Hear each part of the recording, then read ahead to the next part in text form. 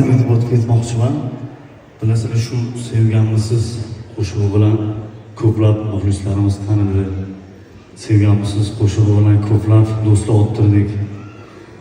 O'zi asli bizni xalqimizga, muxlislarimizga tanitgan qo'shiq o'zi shu bo'ladi.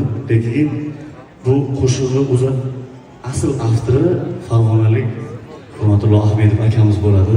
O'zlarini taklif qilgan bizning sahnaga ko'zimiz omon bo'lsin.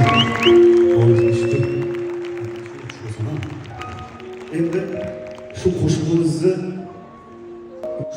bir kupleti bor, hech chiqara olmayman. Shu akamdaqa qilib, akamning ijodiga havas qilib aytganman. O'zi asli bu qo'shiqning, lekin akamdaqa chiqmaydi. Shu kupletni akam o'zidan deb eshitsaydimi deysiz. Assalomu alaykum o'g'limlar. Ko'mga omad yor bo'lsin iloyim. Juda ham xursand bo'ldim men. Bunaqa chiroyli qo'shig'im borligini bugun bildim. Jonli ko'rib bildim. Ustozlarimizdan qolgan bir so'z bor. Haqiqiy qo'shiqning egasi uni chiroyli kuylagan deydi. Omad yor bo'lsin. Rahmat sizga. Sog' bo'ling. O'sha joyni aytib beraman sizlarga. Ayrildim tushlarimda ko'rdim seni.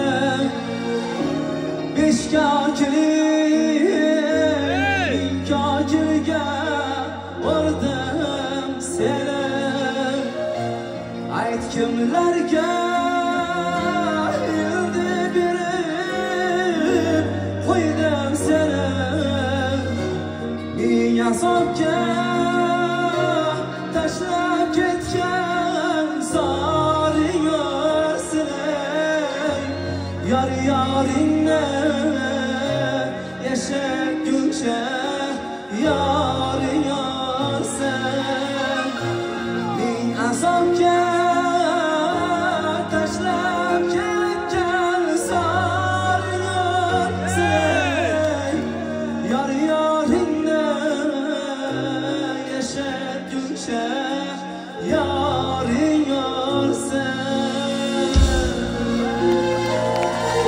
Sağ olun.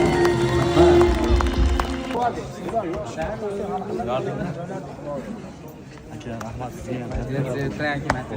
Mana durishma ekansiz bilgan. Bundan chiqmaysiz. Bitta oralarida o'tirib yuribman.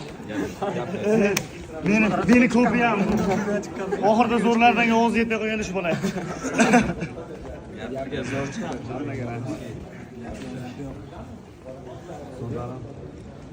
Siz bilan moshina topshirgan bola akam bo'ladi.